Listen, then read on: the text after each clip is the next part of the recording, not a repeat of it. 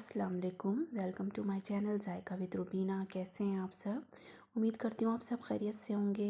आज मैं आपके साथ बहुत ही टेस्टी मूंग दाल की खस्ता कचौड़ियों की रेसिपी शेयर करने जा रही हूँ। तो ये बहुत ही टेस्टी बनकर तैयार होती है, खाने में बहुत ही मज़े की लगती है। तो वैसे आप घर पर बनाएंगे ना तो आप रेस्टोरेंट की और होटलों की कचौड़ियाँ भूल जाएंगे। तो चलिए शुरू करते हैं इसे बनाना। तो यहाँ सबसे पहले मैंने 1 कप मूँग की दाल ले ली है, इसे कटोरे में ट्रांसफ़र कर दिया है। अब इसे अच्छी तरह से हमें 2 से 3 बार धोना है। तो इसे अच्छी तरह से धो लें और इसे फिर 1 से 1.5 घंटे के लिए आपको भिगा देना है यहाँ पर। तो इसे भिगा देंगे तो यहाँ देखिए मैंने इसे अच्छी तरह भिगा दिया था। तो 1-1.5 घंटे बाद देखिए ये इस तरह से अच्छी तरह से भीग गई है। मूंग दाल को भीगने में ज़्यादा वक्त नहीं लगता है। यहाँ एक गंज ले लिया है मैंने, तो इसे खुले गंज में पकाना है हमें। और देखिए डाल दिया मूंग की दाल। तो इसे आपको अब पकाना है। तो 2 गिलास डाला पानी और इसके साथ ही यहाँ पे मैं थोड़ा सा नमक डाल रही हूँ। तो हाफ़ टी स्पून नमक डालेंगे और इसे कम से कम आप 10 मिनट पकाइए। तो ये क्या है, बहुत अच्छी तरह से खड़ी खड़ी भी रहेगी और बिल्कुल अच्छी तरह से पक भी जाएगी। तो देखिए यहाँ चढ़ा दिया है पकने के लिए, इसे पकने देते हैं धीमी आंच पे। तो चलिए चलते हैं। अब इसके लिए हम एक डो तैयार कर लेते हैं कचौड़ियों के लिए।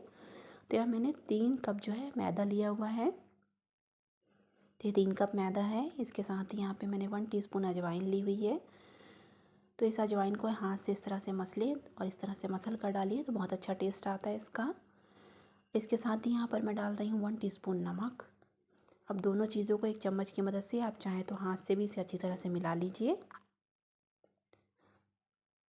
इसके साथ ही यहाँ पर हम इसमें मोहन देंगे। तो मोहन के लिए मैंने यहाँ घी लिया, आप चाहें तो आधा तेल आधा घी भी ले सकते हैं। तो यहाँ घी ले लिया, आधी कटोरी से थोड़ा ज़्यादा है ये। तो चलिए अब आटा गूँध लेते हैं। तो यहाँ पे देखिए पहले थोड़ा सा घी डाला मैंने और मिला लिया अच्छी तरह से। तो हमें इसमें इतना मोहन डालना है कि एक मुट्ठी बन जाए आटे से। तो देखिए इस तरह से मिलाते जाएं। तो देखिए अभी मुट्ठी नहीं बन रही है तो मैंने पूरा डाल दिया इसमें। अब इसे अच्छी तरह से मिलाना है हमें, बहुत अच्छी तरह से मसलते जाएं आप और अच्छी तरह से मसल कर मिलाएं मैदे के साथ इसे। तो इसमें मोहन जो है बहुत अच्छा लगेगा, तभी बिल्कुल खस्ता कचौड़ियाँ बनकर तैयार होंगी। तो इस तरह से इसमें मोहन देते जाएं, बिल्कुल अच्छी तरह से खस्ता कचौड़ियाँ बनाना है हमें। तो और मिलाएंगे थोड़ी देर इसे अच्छी तरह से। तो देखिए यहाँ बिल्कुल अच्छी तरह से मिल गया है, कितनी अच्छी तरह से मुट्ठी बन रही है, बस इसी तरह बननी चाहिए। अब इसे गूँध लेंगे हम। तो इसे गूँधने के लिए यहाँ पर मैं गर्म पानी का यूज़ करूँगी। तो ये पानी जो है वो गर्म है, कुनकुना पानी लिया है मैंने यहाँ पर। तो कुनकुने पानी से आप आटा गूँधें। तो देखिए थोड़ा थोड़ा डालते हुए एक सॉफ्ट डो तैयार करना है हमें, बहुत सख्त डो नहीं लगाना है।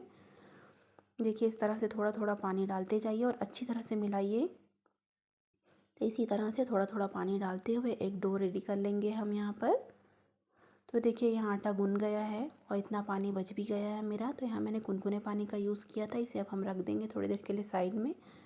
तो 10 से 15 मिनट के लिए आप इसे रेस्ट के लिए रख दें। तो थोड़ी सी कटोरी में घी लगी हुई थी तो मैंने पोंछ कर भी उसे लगा दिया है मैदे में और इसे साइड में रख देंगे हम। तो चलते हैं मूँग दाल की तरफ, देख लेते हैं उसे भी। तो यहाँ पे देखिए मूंग दाल बहुत अच्छी तरह से गल गई है, मैं आपको मसल कर दिखाती हूँ। ये देखिए। तो आप 10 मिनट इसे खुले बर्तन में पकाइए तो ये बहुत अच्छी तरह पक जाती है। और इसे छन्नी में छान लिया है ताकि जो पानी है वो यहाँ निकल जाएगा। इसके साथ ही कुछ मसाले लिए हैं। तो 2 टीस्पून धनिया लिया है, पिसा हुआ धनिया है ये। 1 टीस्पून नमक लिया है, तो नमक आप अपने टेस्ट के अकॉर्डिंग डालिएगा। इसके साथ ही किचन किंग मसाला लिया है, तो ये 1 चम्मच लिया है 1 टीस्पून। हाफ़ टी स्पून हल्दी ली हुई है। 1 टीस्पून यहाँ कसूरी मेथी ली है मैंने। 1 टीस्पून यहाँ काश्मीरी लाल मिर्च ली है। 1/4 टीस्पून यहाँ पर मैंने हींग ली है, हींग थोड़ा सा ज़्यादा जाता है इसमें। 1 टीस्पून सौंफ ली है और 1 टीस्पून ही लिया है ज़ीरा। तो इन सारी चीज़ों को हम एक जार में ट्रांसफ़र कर देंगे और इसका एक पाउडर बना लेंगे। तो यहाँ देखिए जार में ट्रांसफ़र कर दिया मैंने। अब मैं इसे एक बार मिक्सी में चला लूँगी। तो ये देखिए चला लिया। अब इसे जब हम डालेंगे ना कचौड़ी में तो ये बहुत ही अच्छी खुशबू आती है और टेस्ट बहुत ही बढ़िया रहता है इसका। तो चलिए इसके साथ ही कुछ और चीज़ें देख लेते हैं। तो यहाँ मैंने 2 टेबल स्पून लिया है बेसन, 1 टीस्पून अदरक लहसुन का पेस्ट लिया है, धनिया ली है और साथ में ली 2 हरी मिर्चें। तो धनिया आप अपने हिसाब से यूज़ करिएगा, मैंने आधी मुट्ठी के तकरीबन ली है यहाँ। तेल चढ़ा दिया है तो 2 टेबल स्पून तेल डाला है मैंने इसमें और इसे गर्म होने दिया है। साथ ही डाल दिया अदरक लहसुन का पेस्ट। तो 1 मिनट आप इसे अच्छी तरह से चलाइए ताकि जो अदरक लहसुन है उसकी कच्ची महक ख़त्म हो जाए। तो इसे अच्छी तरह से भून लीजिए आप 1 मिनट। इसके बाद जो बेसन हमने लिया था वो डाल देंगे। इसके साथ भी इसे अच्छी तरह से भूनेंगे तो एक सौंधी से खुशबू आने लगेगी, इतना आपको भूनना है। तो 1 से 2 मिनट इसे भी साथ में भून लीजिए। और जब ये भून जाए तो यहाँ पे मैंने एक तेज़पत्ता डाल दिया है इसमें। तो स्टार्टिंग में ही तेज़पत्ता डाल दीजिएगा, मैं भूल गई थी इसलिए मैंने अभी डाला है। धनिया और हरी मिर्च डाल दी है मैंने इसमें। इसके साथ भी इसे अच्छी तरह से भून लेंगे हम, तो 1 मिनट इसके साथ भी भूनें। उसके बाद जो हमने मसाला तैयार किया है वो हम यहाँ डालेंगे, तो इससे कचौड़ियाँ बड़ी ज़बरदस्त बनती हैं। तो इसे भी डाल देंगे। तो ये थोड़ा सूखा सूखा सा मुझे लग रहा था, तो मैंने यहाँ थोड़ा सा ऑयल और डाला है। तो यहाँ 1 टेबल स्पून के तकरीबन मैंने ऑयल और डाल दिया।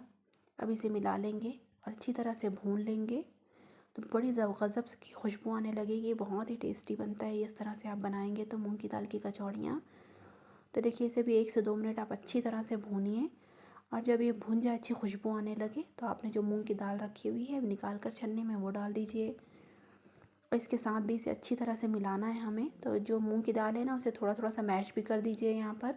तो कुछ खड़ी रहेंगी, कुछ मैश हो जाएंगी, तो बहुत अच्छा सा बनता है ये। बहुत अच्छी खुशबू भी आती है और टेस्ट भी बहुत ही अच्छा लगता है। तो इसी तरह से देखिए थोड़ा थोड़ा सा मैश भी कर रही हूँ मैं इसे।